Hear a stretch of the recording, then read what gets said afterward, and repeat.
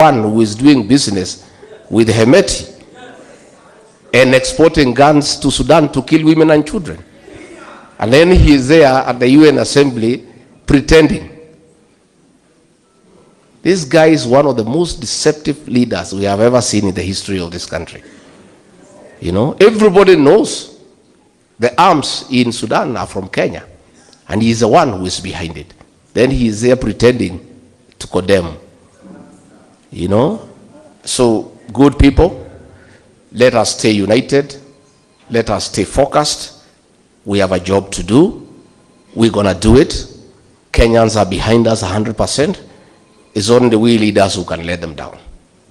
And Kenyans are looking upon us. Yeah, they are looking upon us to provide leadership and to do the right thing to restore our country. And as the Honorable Mother has put it, once we form government in whatever capacity, whatever role our BS to play, we must restore our nation. You know? And that is the job at hand. We must make sure we have a functioning education system. We have a functioning health system. We bring to an end abductions and extrajudicial killing. We must restore the dignity of the payslip. And I said the other day, and Ruto was abusing me, I said, the government we shall form, our first job is to abolish the housing levy. Isn't it? Yeah, and these houses, we give them to the county governments to manage them, collect rent, and refund the money they have deducted from the people of Kenya. Yeah? And then, you know, Ruto was crying that we have no brain, you know, because we are saying we must do the right thing. And we allow him to say what he wants to say. But when the votes are counted, you understand who has brain in this country. Yeah? Si imebaki muda mchache sana. Yeah, it's looking ni mbali lakini ni muda mchache. I heard Musalia saying that in Africa nobody can be one term. Sasa wewe Musalia, hii Malawi, is it in Europe or is it in Asia? Yeah? Which Africa are you talking about? We saw it in Botswana. You know, these things are happening and Kenyans are awake. And what is happening in the continent, Kenyans are watching and they are getting prepared. So Jenzi mpo, nyinyi ndio dawa ya kasongo. Please, mchukue vitambulisho na mchukue kura. What you are doing on the smartphone is very good and we applaud you. And we really are very happy by enlightening Kenyans on what is going on. But the true and the real transformation of this country will happen on the ballot box. You must have the tool of change. The tool of change is the vote. So much as you are passionate on the smartphone, you must go to the next level and register as voters and help restore this country. You owe it to this country, Gen Zs, and you must understand you are the greatest shareholders in this country and stakeholders because you have longer to live than all of us. So you have a duty to make sure that you are governed properly and the country is run in an efficient manner. Like we are here today, or by the citizens of a democratic nation through the ballot box. So it is my hope that from today we shall see the end of machinations and the start of a democratic process, because it is the people who will decide. Sio watu wachache kujifungia pahali ama watumwe na watu wengine, kwa sababu tunajua hata hawa ni kutumwa, walikuwa wametumwa. Ni wananchi, members wa chama ambao watachukua hatua na decision ya kutueleza mwelekeo wa chama utakuwa mgani, sio watu wachache pahali kidogo huko. So 3 years ago, at the end of a hotly contested general election, and amid an atmosphere of hostility, not only to our party, but to myself, members of my family, and members of my administration. But despite that, I stood at this same venue, ready to begin a process that should have been normal in any mature democracy. A process of rejuvenating our party and infusing it with new leadership, a new crop of leaders inspired by a new generation who would craft our party's future as well as our shared vision for our country. After having handed over the reins of state to a new administration in a peaceful and orderly manner, as you all witnessed, I expected the same for our party. Unfortunately, this was not to be for reasons as explained. Ladies and gentlemen, I have been in active politics for the greater part of my life, 40 years plus. I have seen its good, I have seen its bad, and even its ugly. But at every juncture, I have always tried to do my best in the spirit of service to my party, but most importantly, service to this country that I love. I have both lost elections and won elections, taking each in my stride, learning that in politics, you can never be led by bitterness, anger, or hate. That only deviates you from your mission and vision. Haya. My sister, Martha Karua, the leader of the People's Liberation Party, who is our host today, my dear brothers, party leaders, Honorable Stephen Kalonzo Musyoka, Rigiji, and I think you may have to do some deed poll. My good brother and friend Eugene Wamalwa, members of parliament here present, because I have seen a number here, including former members of parliament, delegates wa PLP.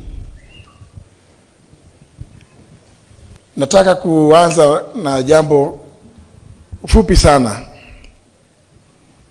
kwamba sisi kama United Opposition are happy to be here with you to prove to the country, because we've been seeing a number of doubting Thomases making claims about the place of the United Opposition. Our presence here is testament that we are here for the long haul.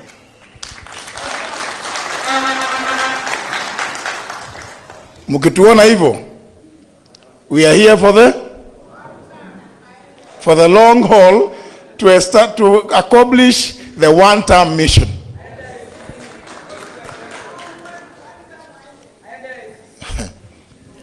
Na mimi kama vile the SG Asha amesema hapo awali, the United Opposition gave us some responsibility to address the issue of restorative justice to the many Kenyans who have suffered under the hands of William Ruto. And we are moving. I want to assure you that we are moving. We are making progress. It's only that we have to establish robust systems that Kasongo and his nefarious teams cannot frustrate. Because we do not believe that those mothers, fathers, brothers and sisters who today, up to now, do not know where their loved ones are, There are others who know that yes, they were killed. But there are others who don't know where their kin are. But William Ruto, because a guy who likes theater, he likes theatrics, is on record standing before the entire world saying that hata wale ambao walikuwa wameshikwa tumerudisha kwa familia zao.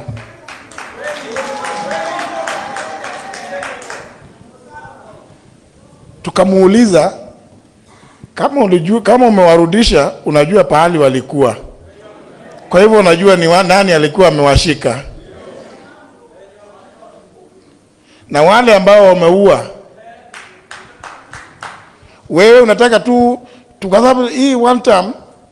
I've always continued to add, Ruto, you must answer for these crimes.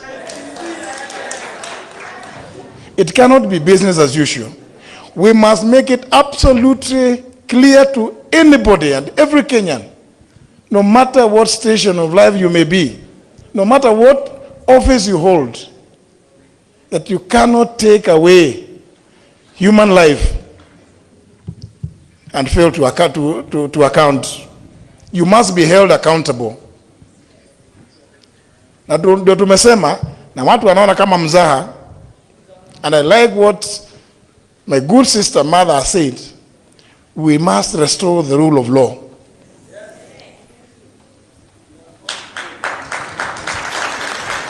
It is not enough that we will actually, because I think you Kenyans,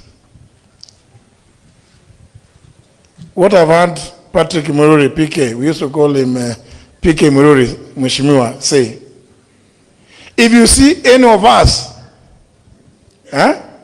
akiteleza, huyo mjue ni nani? Msaliti. Can we resolve that at this kongamano la PLP? That mukiona mmoja wetu akiteleza, huyo atakuwa nani? Msaliti. We want to tell you, we are united, and we don't want to be told by William Ruto ati ajenda ni gani. And I like what my brother Rigiji says. Hakuna haja ati tukwambia ati iko hii ni manifesto. No. The first thing, one term. Second thing, one term. Third thing, one term. Yangu ya nne, ICC ama committee. And I say that without any fear of contradiction, because what William Ruto has done to this country has never been done by any other leader. This place, State House, is supposed to be a seat of power, isn't it? Now it has become a campaign headquarters for William Ruto and his blood-based something, blood-based government. It has become, he talks about Uhuru, but Uhuru iko hapa, isn't it? It has become the campaign headquarters here. In fact, I don't know whether they ever go to the headquarters ya chama. Wale wanaenda huko ni ile kijana Hassan Omar na wengine. Yeye, the chief campaigner, ako hapa. Hii barabara sasa imekuwa kupitika saa zingine ni shinda. Kwa sababu mabasi za shule, watu kuja surely. You know, I sympathize with my good friends, the members of parliament who are here, because there's nothing they can do. Budget zile walipitisha, hakuna pahali imeandikwa empowerment. Na nimekuwa nikitema, na let me repeat it here. Thank you, Mother, for inviting us. Let me say it here. When William Ruto started this thing they are calling SHA, Isoma bills, and I have a witness here in none other than Rigiji, tukiwa mkutano wa cabinet Kakamega. Wakati niletewa hizo mabill nikauliza mimi how do you allow me out AG ati weka sahihi ati tupitishe, kanisa hiki kitu gani? Nikasema hapana, it's not possible. It's never done that way. But you know, when you refuse to do something with Ruto, and it's of good reason, you become incompetent in the eyes of William Ruto. But recently, this year, wale ambao waliangalia wakati kulikuwa na interviews for selecting or electing the IEBC commissioners, I felt actually, one of the mornings I felt so vindicated. Because I was saying, I don't want to put my friend Rigiji as the only one to say he's aware that I refused. But somebody came up and owned up, alipoulizwa apeane umaarufu wake, experience, umefanya nini na nini na nini. Somebody, one lady, a lawyer, alisema mimi nimefanya hii, nimefanya hata hizi bill zote za kutengeneza hii inaitwa universal health coverage, bring us to what we are calling SHA, SHIF, ni mimi nilifanya. There's a lady who admitted actually. So, but you know, I'll tell you, because anyway, I'm not the one who said it. She said it. Alikuwa anaulizwa experience ya ile kazi amefanya. Surely, the things that William has committed this country to, through that SHA, absolute nonsense. And many of these things are things that he does for purposes of optics. Hata hiyo siku hiyo alisema, no, JB unajua iko hii, tuliambia watu tutafanya hivi na nataka kwenda iko na mikutano huko Kamega, lazima niambie watu, tunaanza universal health coverage. But you know, unaenda kudanganya wananchi for no reason at all. Nimesikia kijana mmoja amesema ni wa kutoka kwa ni 49th girl child ya Wanga. How ndio mkutano ilikuwa, walikuwa naenda kuambiwa tunawaletea universal health coverage, and there was nothing at the time. Mimi nimekataa, nikasema hizo bill ziletwe kwangu. They were never brought. You know, many people, you know, they will listen to my brother Rigiji say things and they think, were these things true? Were they real? I stand before you as a witness. Because there are very many atrocious things. And that's why many of us sympathize with the situation that this country is in. And that's why we say, no matter what ambition we may have in ourselves, we must subordinate those ambitions to the greater good of this country and the well-being of the Kenyan people. Everybody who takes a state office swears by the Constitution that they will defend, protect, uphold the Constitution, among other things, to protect the dignity of the citizens of the Republic of Kenya. What does he speak? What does he speak of? When the same person who has sworn to do that stands in the public, asema piga risasi mguu. Asip kupigwa mguu ni, I mean, is he playing hockey? Ama ni nini? It is such as, ni kitu rahisi hivi, maisha ya binadamu imekuwa so cheap, atipiga risasi mguu, alafu apeleka hospitali. Ule kijana Rex Masai, ile risasi ilimpiga mguu, si alikufa. So William Ruto cannot escape being held accountable for the lives that have been lost during his term. And we in the United Opposition want to assure Kenyans that with your support, as we exit William Ruto, as we surely shall do, you must also continue to support us to make sure that William Ruto is held accountable. Na ile mali ya wananchi ambayo amepora, I don't want to say ati wale watu wamepora. I mean, watu wamepora, it is under his watch. If there are any other, anyway. lakini ile mali ya wananchi ambayo pia amepora ni lazima arudishe. And I always, there's something I like reminding, because I'm very happy that, you know, my sister mother remembers that thing.